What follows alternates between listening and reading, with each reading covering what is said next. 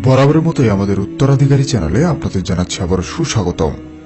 আমরা প্রতিবারই চেষ্টা করি আপনাদের নতুন নতুন কিছু ভিডিও উপহার দিতে। আজকে যে ভিডিওটা নিয়ে আলোচনা করব সেটি হচ্ছে, রাস্তায় এক মহিলা নামাজ পড়ছিল, একটি সাপ তখন এসে তাকে আক্রমণ করলো। তখন কি হলো এই ভিডিওতে আলোচনা করব, এবং সাপ হত্যা সম্পর্কে হযরত মুহাম্মদ সাল্লাল্লাহু আলাইহি সাল্লাম কি বলেছে, সাপ মারা কি যাবে এই বিষয়ে আলোচনা করব। এবং যে মহিলাটিকে সাপ গিয়ে নামাজে বাধা দিল, আল্লাহ তাআলা তার সাথে কি অলৌকিক ঘটনা করলো এই ভিডিওতে আলোচনা করব। এবং একটি অনুরোধ করছি যে সম্পূর্ণ ভিডিওটি মনোযোগ দিয়ে দেখবেন, এবং ভিডিওটি ভালো লাগলে লাইক করবেন এবং সাবস্ক্রাইব করবেন আমাদের চ্যানেলটি। তো চলুন শুরু করি। আমাদের পৃথিবীতে 2500-এরও বেশি প্রজাতির সাপ রয়েছে। যখন ডাইনোসররা থাকতো অথবা বসবাস করত পৃথিবীতে, তখন ডাইনোসরের চাইতে অধিক বড় সাপ হতো। এমন কিছু সাপ আছে যে সাপ আকাশে উড়ে পাখি শিকার করে থাকে। পৃথিবীতে এমন একটি বিষাক্ত সাপ রয়েছে যার নাম হচ্ছে ব্ল্যাক মাম্বার। এই সাপ সবচেয়ে বেশি আফ্রিকায় দেখা যায়, এবং আফ্রিকার যত মানুষ মৃত্যুবরণ করে, অধিকাংশ মানুষ অথবা 90% মানুষ এই সাপের কামড়ে মৃত্যুবরণ করে। এই সাপটিকে মানুষ যখন কামড় দেয় তখন 20 থেকে 25 বার তাকে দর্শন করে অথবা কামড় দেয়।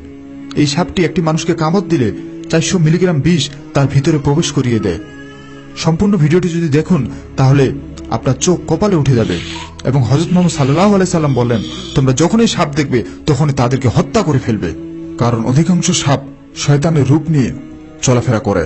আপনারা অনেকেই দেখেছেন, কেউ যদি স্বপ্নে সাপ দেখেন তাহলে আপনার হয়তো বিপদ আসবে, হয়তো আপনার শত্রু বাড়বে। সেই সাপের চিহ্ন আদিম যুগ থেকে চলে এসেছে। আপনারা কেউ যদি সাপ দেখে থাকেন তাহলে তাকে হত্যা করুন। নির্দিষ্ট কোনো কারণ ব্যতীত তাদেরকে আবার হত্যা করা যাবে না। হাদিসের মধ্যে এসেছে, কোন সাপ যদি আপনাকে দেখে তেড়িয়ে আপনার দিকে আসে তাহলে তাকে হত্যা করতে হবে। অথবা কোনো সাপ যদি দৌড়িয়ে গিয়ে গর্তের সাথে নুকায় এবং তার গর্তের সামনে 3টি আওয়াজ করতে হবে অথবা 3টা শব্দ করতে হবে জোরে জোরে, সে যদি সেই শব্দ শুনে তেড়িয়ে আপনার দিকে আসে, মনে করবেন সেটি হচ্ছে শয়তান, সে সাপ না, সেটি হচ্ছে শয়তান। তাকে হত্যা করে ফেলো। সে পৃথিবীর অনেক ক্ষতি করে, সে মানুষের অনেক ক্ষতি করে। এবং কোন সাপ যদি সেই গর্ত থেকে না বেরিয়ে আসে তাহলে মনে করবে যে এটা ভালো সাপ, সেটিকে হত্যা করা যাবে না। হাদিসের মধ্যে এসেছে, হযরত মুহাম্মদ সাল্লাল্লাহু আলাইহি সাল্লাম বলেছে যে তোমরা যদি কোনো সাপ দেখো তাদেরকে তোমরা হত্যা করবে, কিন্তু নির্দিষ্ট 3টি কারণ থাকতে হবে। ওই কারণটি হচ্ছে, প্রথমটি হচ্ছে তাকে তোমরা অবশ্যই 3 বার সাবধান করবে।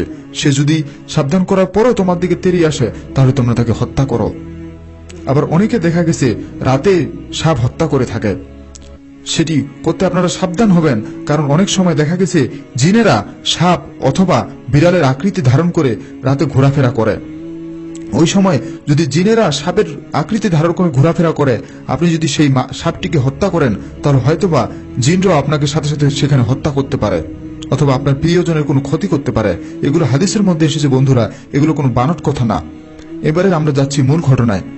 এক মহিলা এক জঙ্গলের পাশ দিয়ে যাচ্ছিল, এমন সময় আজান দিল। সেই মহিলাটি ছিল আল্লাহওয়ালা, সেই মহিলাটি নামাজকে ভালোবাসতো, সেই মহিলাটি নামাজ পড়তে ভালোবাসতো, সেই মহিলাটি আল্লাহকে ভালোবাসতো। সে আল্লাহর ডাক শুনে হাইয়ালুস সালাহ হাইয়ালুস সালাহ যখন ডাক আসলো, তখন সেই মহিলাটি আর থমকে থাকতে পারলো না। সেই মহিলাটি ওযু মোবারক করে সেখানে নামাজের জন্য দাঁড়িয়ে গেল।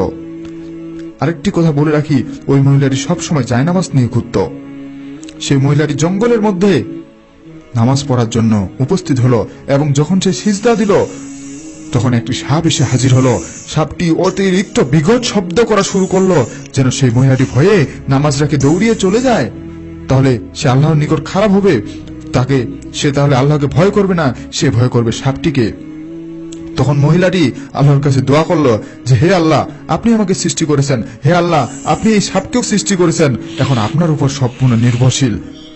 আমি আপনার ইবাদত করছি, এমন সময় একটি সাপ এসে আমাকে বিরক্ত করছে। আল্লাহ, আপনি দেখুন, আল্লাহ, আপনারা তো সেই সৃষ্টি, আপনি সবকিছুই জানেন, আপনি অলৌকিক ক্ষমতাও খাটাতে পারেন এই পৃথিবীতে।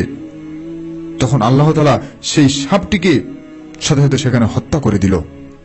তাহলে বোঝা যাচ্ছে যে ইবাদত সবচেয়ে বড় ইবাদত, এই ইবাদতের চাইতে বড় কিছু হয় না। এই জন্যই তো আল্লাহ নামাজকে বেহেশতের চাবি বলে ঘোষণা করেছেন। বন্ধুরা, আপনারা যারা যারা 5 ওয়াক্ত নামাজ পড়তে ভালোবাসেন, আপনারা অবশ্যই 5 ওয়াক্ত নামাজ পড়বেন। যতই আপনাদের বিপদ আসুক, যতই আপনাদের খারাপ সময় আসুক না কেন, আপনাদের 5 ওয়াক্ত নামাজের সাথে লিপ্ত থাকা দরকার। এই ঘটনাটি থেকে অনেক কিছু জ্ঞান অর্জন করা যায়, যে মহিলাটি তবুও সেখানে, আমরা যদি হতাম আমরা সেখানে জায়নামাজ রেখে দৌড়িয়ে পালাইতাম। কারণ আমাদের ইমানটি এত দুর্বল, আমাদের ইমান এত খারাপ যে আমরা আসলে সেখান থেকে দৌড়ে চলে যাইতাম, তাহলে মহিলাটির ঈমান কত মজবুত ছিল, মহিলাটির মন মানসিকতা কত ভালো ছিল, মহিলাটি আল্লাহকে কত পছন্দ করত, মহিলাটিকে সেই নামাজকে কত ভালোবাসতো। এই ঘটনা থেকে তোমরা জ্ঞান অর্জন করো, এই ঘটনা থেকে তোমরা শিক্ষা অর্জন করো যে দেখো আমরা তো কত ব্যস্ততার মাধ্যমে এই নামাজটিকে ভুলে যাই, কিন্তু সে কঠিন পরিস্থিতির মাধ্যমে সে 5 ওয়াক্ত নামাজ পড়ছে। সে এত কঠিন অবস্থায় ছিল সেখানে যে একটি বিস্তার সাপ ছিল, সেই সাপটি যদি একটি কামড় দিত মহিলাটি সেখানে সাথে সাথে মৃত্যুবরণ করত, সে হয়তো বা বাসা পর্যন্ত যেতে পারত না। তাহলে সেই মহিলাটি কত রিস্ক নিয়ে সেই নামাজটি পড়ছে, কিন্তু আমরা একটু ব্যস্ততার মধ্যে আমরা 5 ওয়াক্ত নামাজ পড়ার সময় পাই না। হে বন্ধুরা, তোমরা ভিডিও থেকে জ্ঞান অর্জন করো। ধন্যবাদ। আসসালামু আলাইকুম।